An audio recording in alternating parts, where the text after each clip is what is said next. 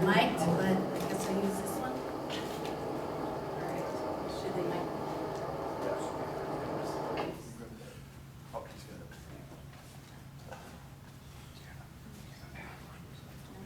So you're recording? Yeah. Okay.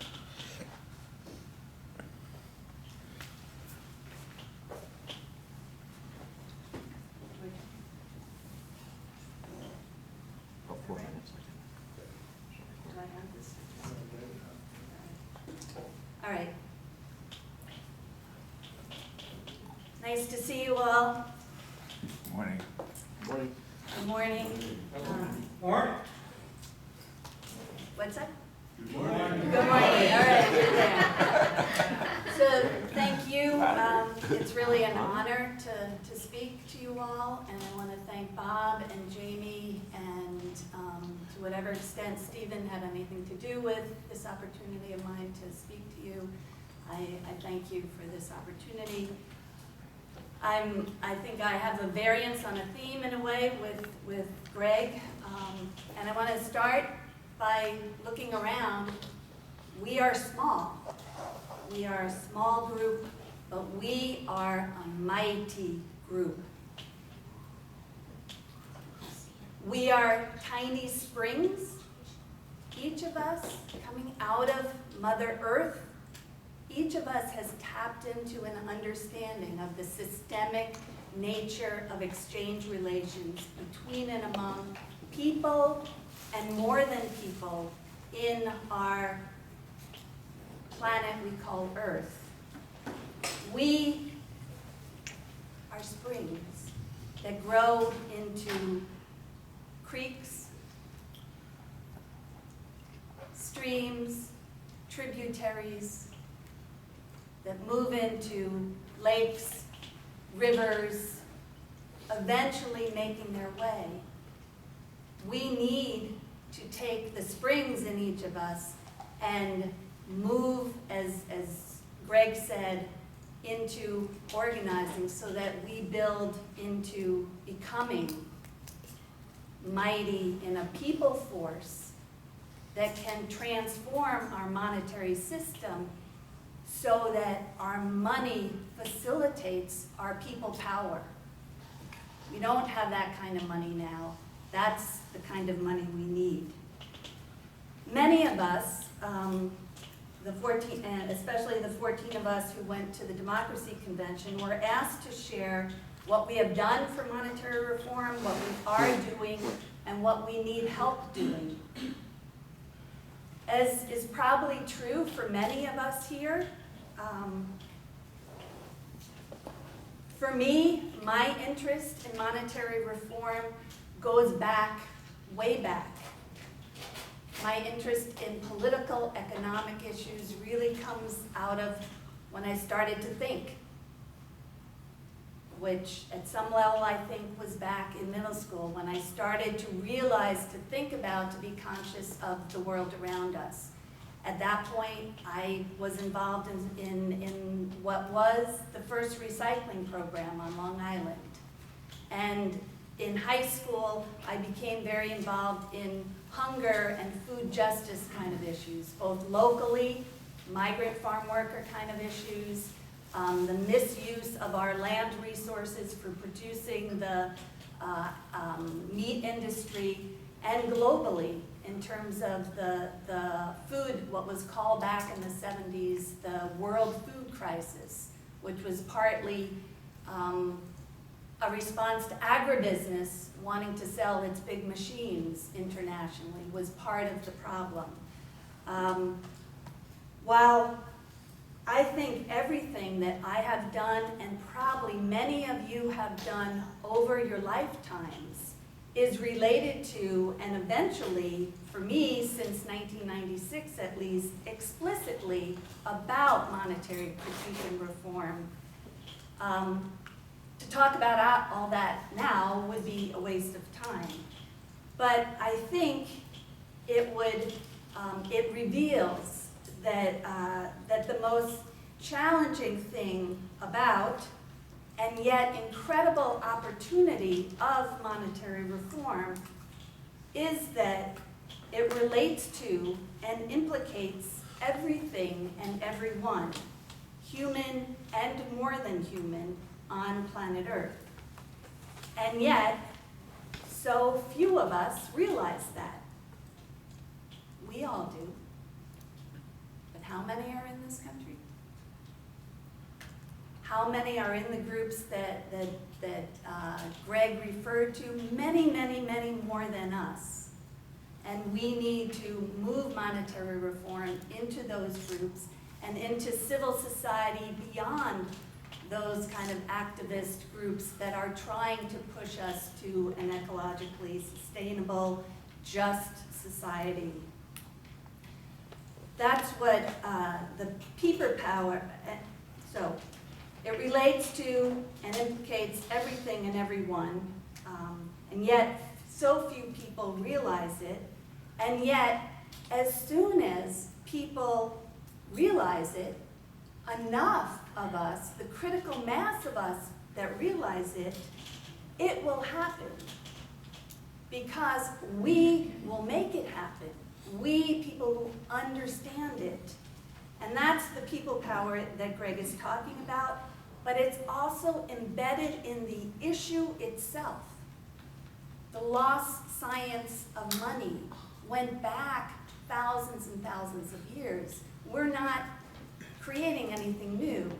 What we're doing is bringing to fruition the future that was already understood 100 years ago by Del Mar and other people, 200 years ago by Ben Franklin, or however many years that is. Going back in time, people have understood that is not enough. If Del Mar, Ben Franklin, Aristotle, and Stephen Zarlenga are up in the tavern somewhere in heaven, they understand. Understanding is not enough. Something more has to happen. Sadi and Fisher knew that as well. So we have to tap into and trigger and expose the understanding out of the civil society that we're part of, and bring it to others' consciousness to release its potential and force through us, and really release then that potential force through it, through properly grounded monetary exchange relations. That will be people power through our monetary system, and people power that are responsive to and attentive of the more than human community that we are part of and dependent on. And we're destroying species as we go. Just a few days ago, I was at a nature preserve in front of a river. 25% of the fish and shellfish stock in that river has been destroyed. The naturalists with us said less than 1% of the United States is today what it originally looked like. So we just have to tap into and trigger and expose and bring it to the consciousness of more and more people to let the potent force through. And doing that is very, very difficult because monetary reform, monetary relations affects everything and everyone. So where do we start? So many causes, so many issues relate.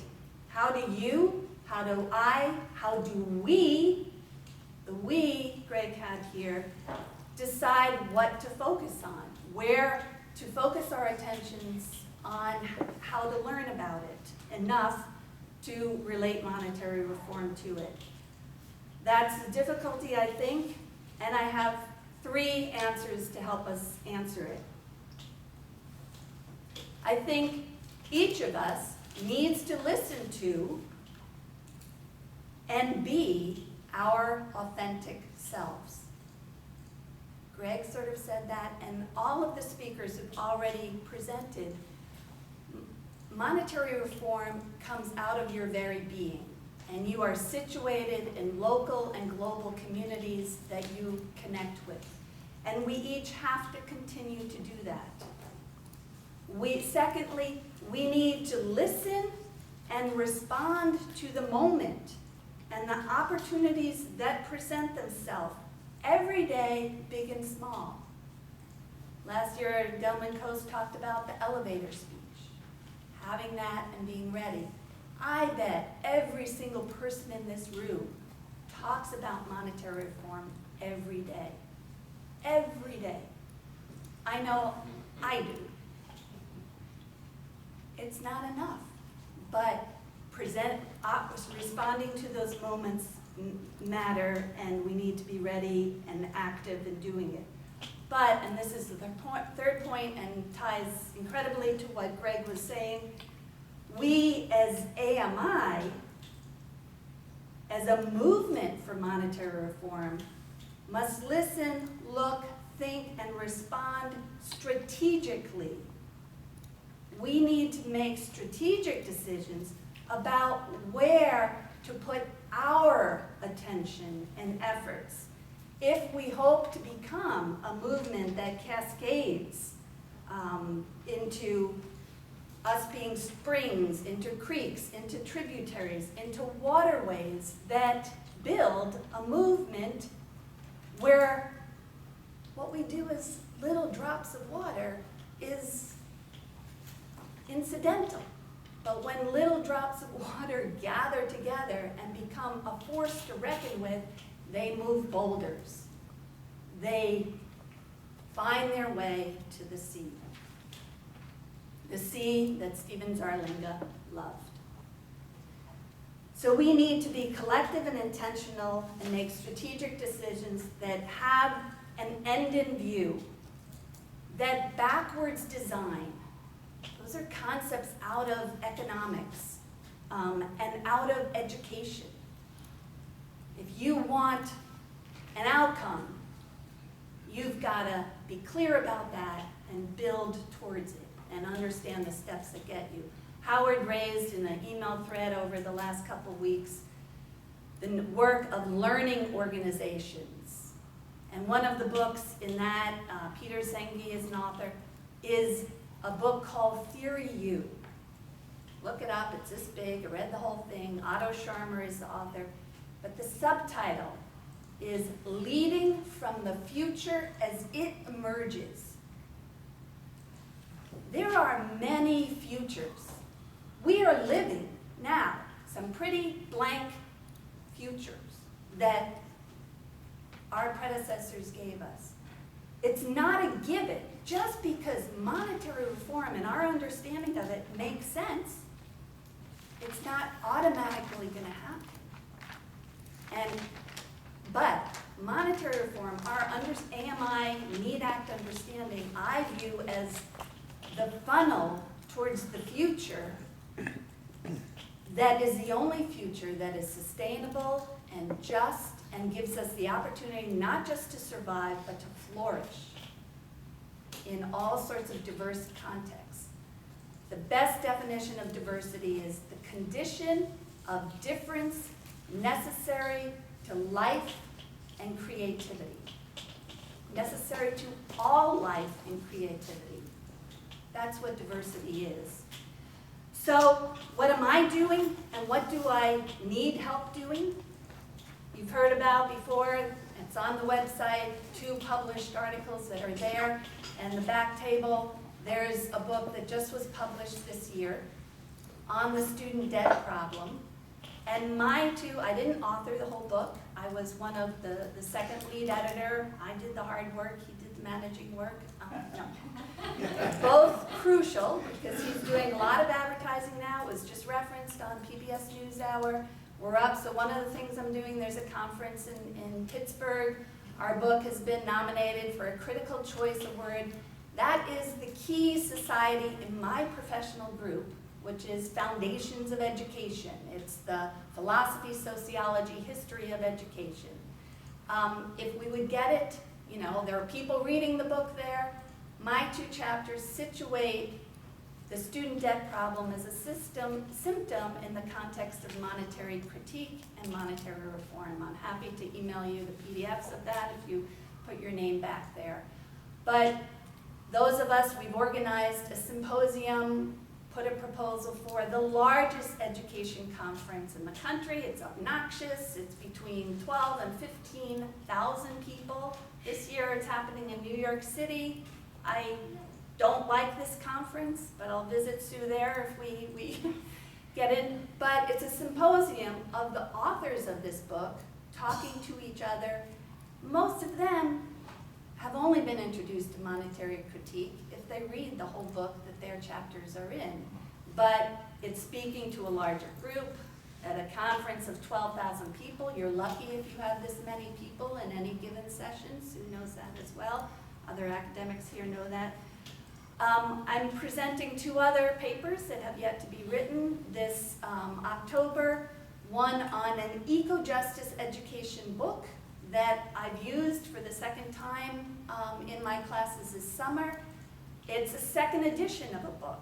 I critiqued the 1st edition, which I also used, a great, wonderful book about our anthropocentric mindsets is part of it, our biases towards thinking humans are not only different from, but better than every other species.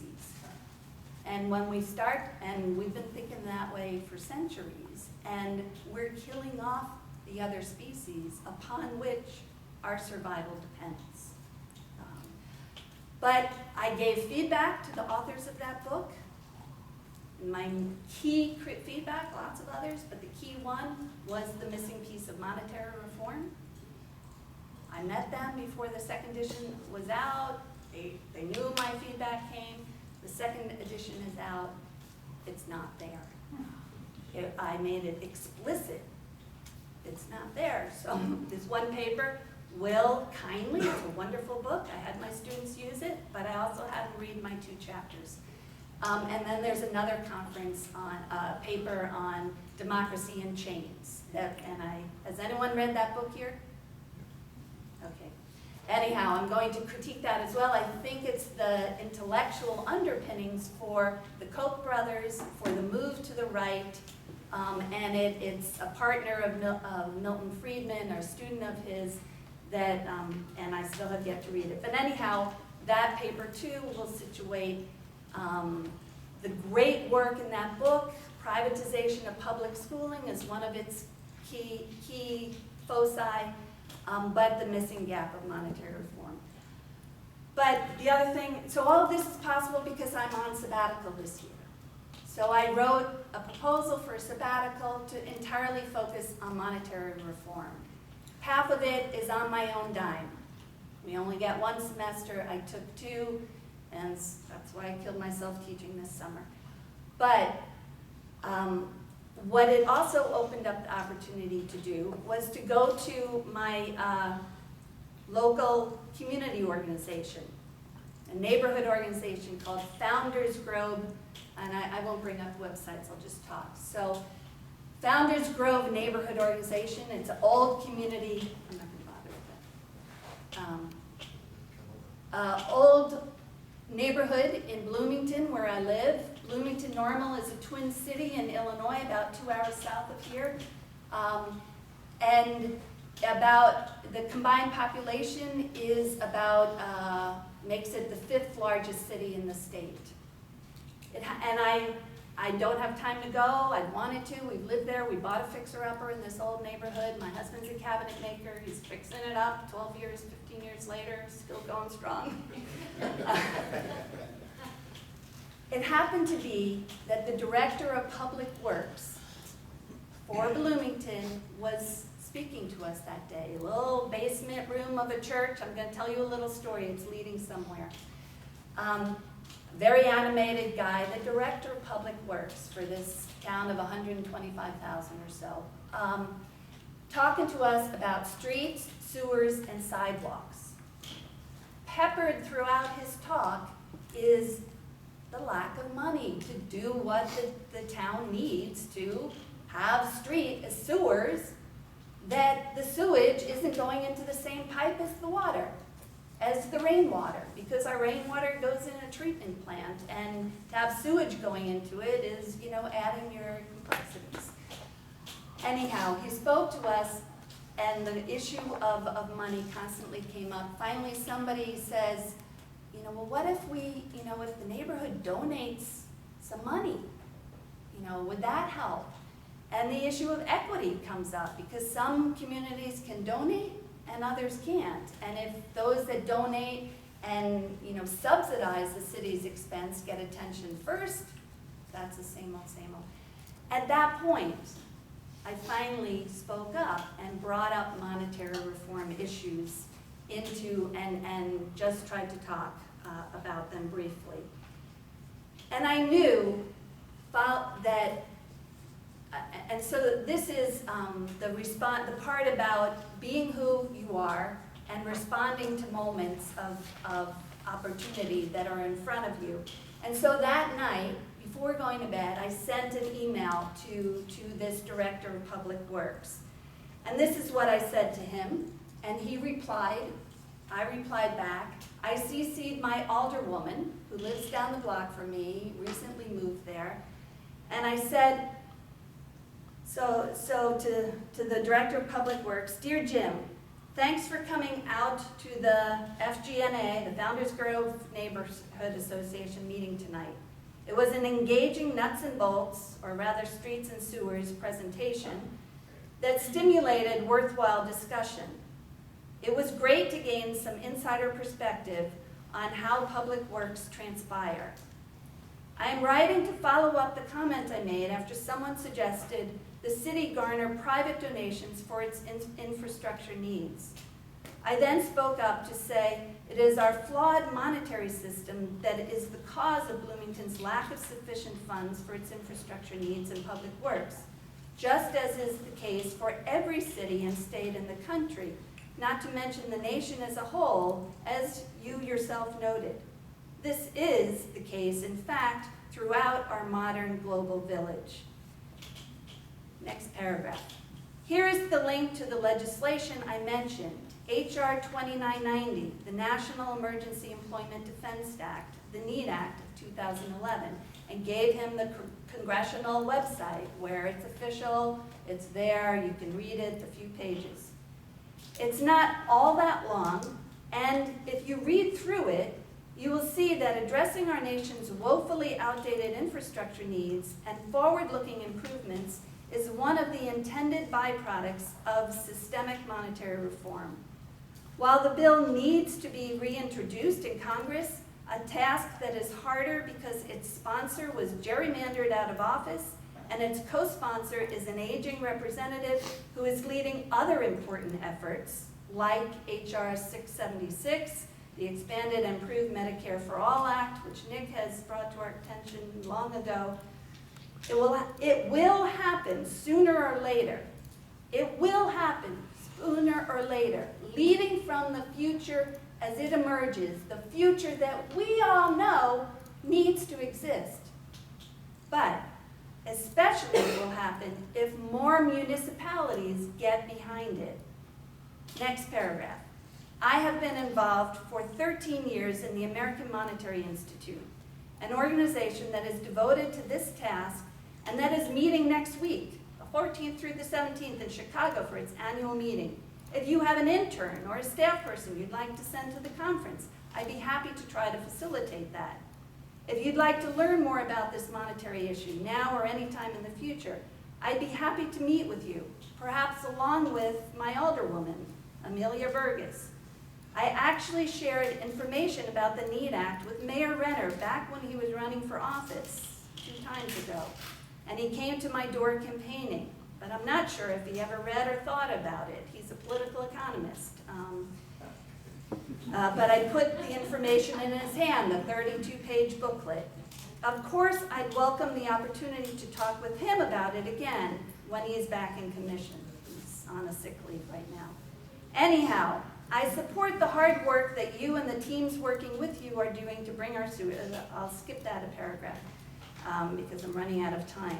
His response was very, very interesting, and it leads me to the strategic action that I cannot do alone, partly given everything else on my plate, I'm also having to write, this is the main part of my sabbatical, I'm designing a doctoral level class on political economy and education for educational administrators who, are preparing to be superintendents in schools, preparing to be university leaders. So I have a lot else on my plate, but that's not the only reason. I can't do it alone, and it's a strategic plan. And so it's a we thing, it's not a me thing. So he said, "Hi, Lucille," and I sent it to a generic email, but I got a personal response back. And I CC'd my older one. "Thanks for the follow-up email," he wrote, the Director of Public Works. "While it is not a public works related issue, the reference bill is an interesting read." He implies he read it. Read the 3 blank pages or whatever it is. That would be quite the overhaul of our existing system. He got it. Then he asked a question. "Do you know if the Illinois Municipal League has taken a position on the bill?" Good question. And his next sentence, "With the current sponsorship, it does not sound as if it will have legs anytime soon, though." Apt observation. "Best wishes, and I appreciate your support for our infrastructure work." I have a response, but I'm not going to read it because I'm almost out of time. But it led me, the response includes, I had no idea if the Illinois Municipal League took a position because I had never heard of the Illinois Municipal League before. And so I looked it up. And I learned a lot from looking it up, that every town and city in my state has the opportunity to be a member of the Illinois Municipal League. That is like their professional organization. They are meeting next weekend in Chicago. And you could look up, they have a very interesting, very professional, very efficient website, very interesting lineup of papers. My response to him includes wanting us to present at that next year. And so my looking at that led me to look, well, Illinois, what is in Indiana? Mark is from Indianapolis. Do they have a municipal league? I found Indiana's. I looked up Iowa's, found Iowa's. I found Michigan, Wisconsin. And then I found my way to what's called the National League of Cities. Probably some of you know about that, but that is the umbrella organization for all these statewide municipal leagues, 49 states. I don't know which one's missing, one is, but are members of this National League of Cities. And so my proposal, what I would like to work on, but I will not be able to work on it alone this year, if not beyond, simply because I don't have the know-how. I won't if I don't have other people pushing me and accountability to do, and Sue knows all about this, and because it's something, how many of you live in a United States town or city? By raising hand. A municipality, raise your hands high, keep them up. Almost everyone here. And probably some of you have already done what I'm talking about. Probably even Mark, who just walked in, has done it. But we can do it collectively, locally. Remember that line? Think globally, act locally. We can talk. We have access to the public works directors of our town and city, to our aldermen, our alderwomen, to our mayors if you're not in too big of a city. And then we can organize, bilaterally or laterally, across our cities in one state. There are multiple people here from Illinois, so we can work together, but while working with everybody else across other states and cities to work in your town, municipality, then in your state.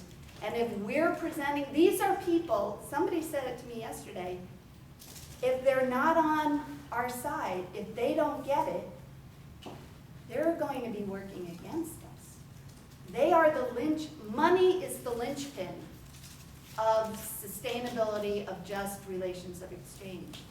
Public works, towns and cities, and they are the arteries, the waterways that connect the body politic. So I have a little sign-up sheet in the back. If anybody is curious about what I've said and wants to work together in your locality, across localities in states, and across states in the country, I'd be glad to figure out with you what we can do. Thank you.